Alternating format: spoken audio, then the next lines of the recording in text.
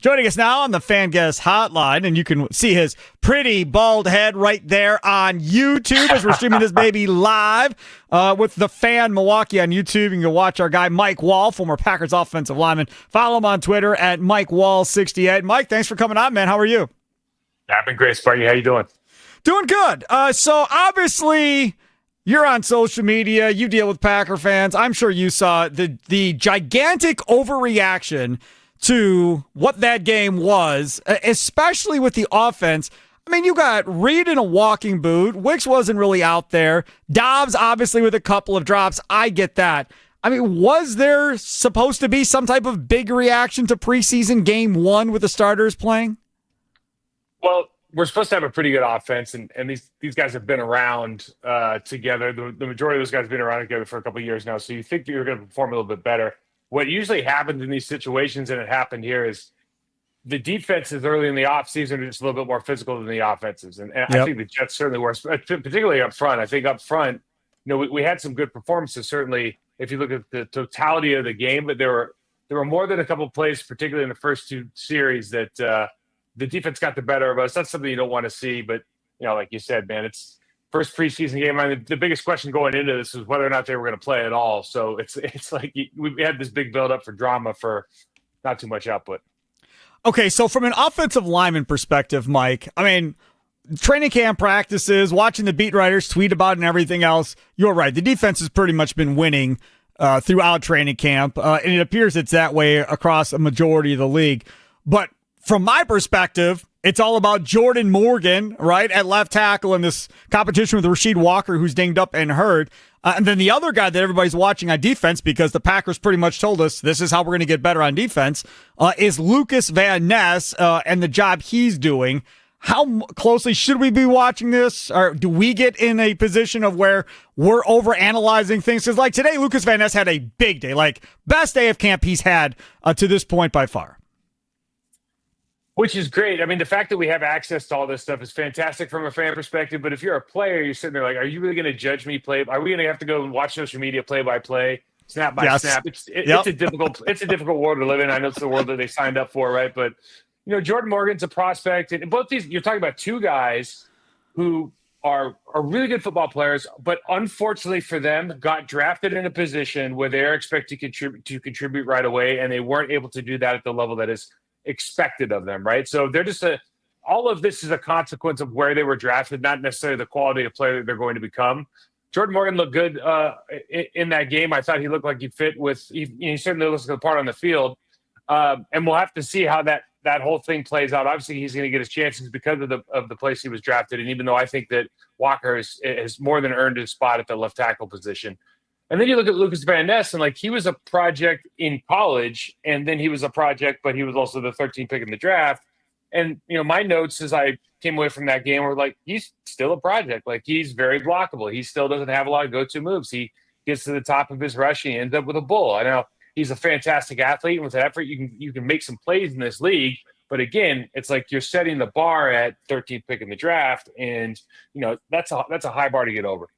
I want to go back to Jordan Morgan, if you don't mind, and talk about that matchup against Rasheed Walker. When they came out and said, they being the Packers coaches and front office, that this was going to be a competition at left tackle, I rolled my eyes and said, no, it's not. Rasheed Walker has that job. But he is in the last year of his deal. If they don't want to pay Rasheed Walker, then this really is about finding out whether or not Jordan Morgan can be the left tackle of the future to replace him after this year.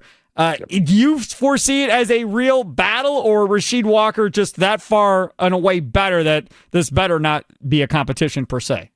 Well, if we're just basing it on what we saw last year, I think that just from who's ready to play and contribute right away, it's got to be Rasheed Walker. I don't think there's any dispute on that. Now, obviously, we talked about where Morgan was drafted, and again, we're all hoping for the best there. The reality is that if Rasheed Walker goes in the free agent market next year, he's probably looking at I don't even want to put a number out there, but it's probably high teens, and that might not be what the Packers want to pay him. So this is if you're a Goody and you get some great years out of Rasheed Walker, you draft and develop, he goes off and signs a big contract for somebody else, and you bring in Jordan Morgan. Now he's your starting left tackle. That was a great first round pick, Goody. Way to go! You look really smart, and so I think that's kind of the way these guys are. I have to assume that's how they're thinking about it. I was surprised. We've talked about the Aaron Banks bringing him in, although Elton Jenkins is probably your second best lineman, and that's kind of weird, blah, blah, blah, blah, blah. But, where does Jordan Morgan fit because of that? But look, if they get quality reps out of him now in the preseason, whether or not he starts or not, if he goes in just as the swing guy, really at every position, you're looking at a really, really valuable piece of the offense, a sixth lineman who's going to play a lot of reps because somebody's going to get hurt. And then it turns into something a lot better than that if you don't have to pay Rasheed Walker $18-19 million next year. And I hope he gets it. But, you give him his blessing and then go on your way. We got Jordan Morgan. Perfect opportunity. And Goody will look great. Goody will look like a genius. Mike Wahle, former Packers offensive lineman. Follow him on Twitter at Mike Wahle68. Watch him and me right now on YouTube. The Fan Milwaukee on YouTube live streaming. Catch our shorts, videos, all that fun stuff on YouTube now, or stream us on the Odyssey app, AUDACY. Let's talk about defense. They left something to be desired there defensively. Coming in to this last offseason, it was the same old rhetoric, which is we want to be able to get home with our front four. We want to be able to get there without having to bring a bunch of blitzes and so forth. And they were towards the bottom in the NFL last year, I think second to last in blitz percentage at like 17%. But they really didn't do anything to address the defense line outside of draft a couple guys in the mid to late rounds. So how does that group become better? I think... it's such a great question because that was the number one need in the offseason, at least in my book, was can we get a bona fide pass rusher, or does Rashaan Evans kind of reach that form that he had or even ascend past that form that he had before he got injured? And it looks like the Packers are really banking on the new D-line coach to do a lot of that work. Coaching is so big in particular positions in the National Football League. And I think defensive line or pass rush specialists could be one of those. But it is a real question mark right now coming off that first game of nothing's really changed. And, as you go across the line, I don't know that I thought that Kenny Clark, when he was coming into his early years in the Packers uniform, if they would have put him out as a penetrating three technique, he could have been an absolute monster. But it's clear that at this point, he plays the way he plays. And as that, kind of Quinnen Williams to take his counterpart on the Jets, he's not that kind of guy. It's not his skill set. And we really don't have, Carl Brooks is going to develop into a situational pass rusher, and I think he's going to be good at it. But as far as an every down guy who could just get after the quarterback in on the interior line, don't really have one. And then we also have to account for the fact that they drafted this guy 13, and right now he just doesn't look like he is going to have to be game planned against. And the big question this year really, is not Evans, but is Rashawn Gary going to become that player again that you game plan against? If Rashawn Gary becomes that game plan player, that changes what they can do on defense completely. But until they have that guy up front, I think they're going to have to continue to find these really kind of creative ways to get those linebackers home. It's crazy. We went back and we're looking at Rashawn Gary's numbers. You realize he's never had a double-digit sack year in his career? Ever?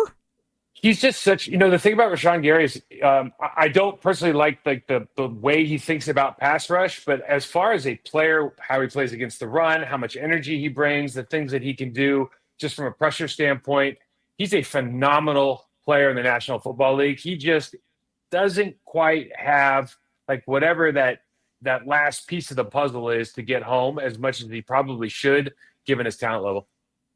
What about this linebacking core? This is a piece that I think a lot of fans are excited about. A lot of fans are excited about the idea of Edgerrin Cooper taking a next step and becoming a Pro Bowl type player and so forth. Athletically, he just, he pops off the tape when you watch him. Quay Walker, it looked like prior to him getting hurt last year that maybe Hafley was starting to figure out how to use him a little bit more as far as attacking the ball carrier and getting after the quarterback with more blitzing. And then there's Isaiah Simmons, who they signed in the offseason, who has not worked out for anybody the way they wanted him to. Arizona drafts him in the top 10. That doesn't work out. And now he's had a couple other stops. Now here he is in Green Bay. He's excited they're going to use him in one way, not ask him to do 100 different things. But watching that first game, you didn't come away probably all that impressed watching Isaiah Simmons. But if they can figure that out, that could be a dynamic three linebacking core. Yeah, Isaiah Simmons just brings an absolute next level of athleticism to an already athletic linebacking core. There's always different reasons that things don't work out. Where you get drafted really matters for 99% of the guys in the National Football League. Yep. And I'm not saying anything about Arizona, but they don't have a history of developing players maybe at the level that maybe Green Bay does, right? So this could be the stop that changes that. Certainly that first game, I know there's a couple highlights out there, and I watch it on film. Not necessarily comfortable with the defense yet, but let's give him some time. Certainly, an athlete like that, as long as he's got a great attitude, he deserves that time. We owe it to ourselves to give him that time. But I love Cooper. I think he's a special player. I just love his instincts. I thought he was a little bit undersized, and he might be, but it's like he makes up with it in every other way and facet, tangible and intangible asset that he has. The big question for me is Quay Walker. I'm a huge Isaiah McDuffie fan. Quay Walker, and you're right, they did kind of figure out how to get him going downhill. They sent him on a lot more run stunts early last year and the beginning and at the end of the year before, and it really just kind of triggered him, right? It just gave him that, let's put our blinders on. Let me be a read and react athlete. I don't have to overthink this. And when you're a young player, that's probably the best way to get really comfortable with the game, unless you're just one of those rare guys like an Edgerrin Cooper who's just so instinctual. Give me one assignment. Let me be a read and react guy. Let me build my confidence. So if they figure that out, of course, he's going to take some steps from a maturation standpoint as well. But if they figure that combination out, again, please don't forget Isaiah McDuffie. I think he's a really, really good football player. But I think that's a great room. I'm excited about it. Talking with Mike Wahle, former Packer offensive lineman. Follow him on Twitter at Mike Wahle68. Joins us here on Wisconsin Sports Daily, served up by Wendy's on the Fan. Sparky with you. Mecole Hardman is the guy they got in the offseason. To be honest with you, I think a lot of people are like, okay, that's nice. Nice veteran wide receiver in the room. Maybe he returns punts and kicks, and that's how he makes the roster. That was not exactly a great debut for Mecole Hardman there in preseason game 1. He catches the ball, I think it was inside the 5, and then he gets another one that bounces to him, and he can't catch that one cleanly either. Not a great start, but because he's a veteran, I think you probably look past it and know what he's capable of. Yeah, but every year you got to prove yourself over in the National Football League. That's a talented room. And, the big thing last year coming out of the wide receiver room in general is you've got a lot of guys that, because of the genius that is Matt LaFleur's play calling, sometimes you feel like these guys are almost put in these boxes of things that they're going to do in this offense. And, with Matthew Golden coming in, somebody that can probably do everything really, really well, they're going to hopefully they expand kind of the playbook for every single wide receiver and give them an opportunity to kind of take Jordan Love's eyes away from certain players on certain plays and give him maybe a more of a full field read, right? So whether it's Mecole Hardman or Matthew Golden, adding talent to that room is going to be fantastic because iron sharpens iron. And I think that's going to be a tough room to figure out at the end of training camp. But yeah, if you'd like to go as a vet, do I have any cachet or like grace period? Because I made a couple mistakes in my first preseason game here. And I guess the good news is, for him, nobody played well, right? So, maybe he's got some extra shots here, but he's probably going to have to prove himself a little bit more in the second and third preseason games. The wide receiver drops. You didn't see it your first year with Jordan Love. You saw it last year. You saw it again on Saturday night. Romeo Doubs with a couple, Malik Heath, Luke Musgrave. I mean, there were some guys that should not be dropping the ball that you may be, depending on Malik Heath may not make this team, but the other two guys are definitely going to be on this team.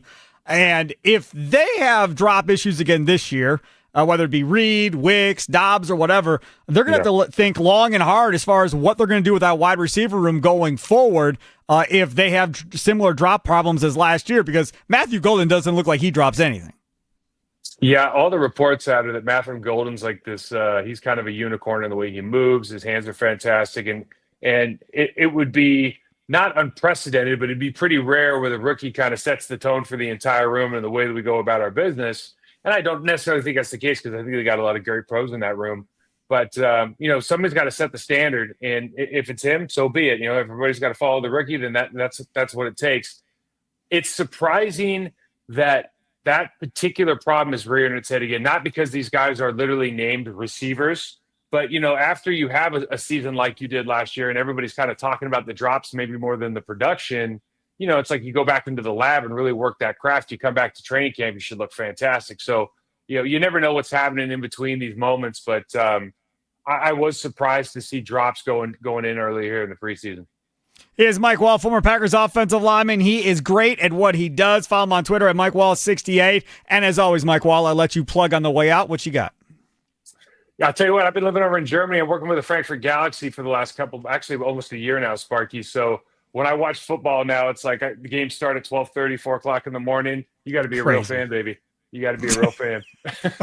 That is absolutely crazy. What's the goal? Is the goal to get back over here in the States and start coaching over here again? No. I look, I work with NFL guys in the States, and I have an absolutely fantastic time. I love what I do over there. I was really interested in, the expansion of football, and, coming over here, Sparky, you really get the opportunity to, I've got certain things that I believe would really help as far as player development. And this is a really good laboratory for me to look at it. That's awesome. Mike Wahle, again, former Packers offensive lineman. Follow him on Twitter at Mike Wahle68. As always, appreciate you coming on, and we'll talk to you, I'm sure, again throughout the season. Thank you. Take care. There he is, Mike Wahle. Again, follow him on Twitter at Mike Wahle68. On the Fangas Hotline, powered by Gruber Law. One call, that's